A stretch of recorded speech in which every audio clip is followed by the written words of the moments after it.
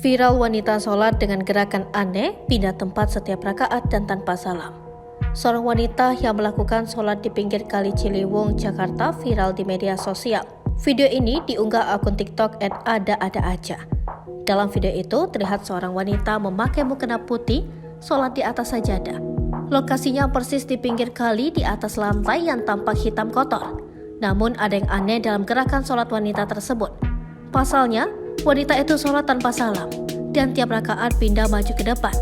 Dalam caption postingan, pengunggah pun menanyakan apakah ada yang tahu kenapa wanita itu sholat seperti itu. Ribuan warganet pun memberikan komentar, ada yang menduga wanita itu menderita gangguan jiwa.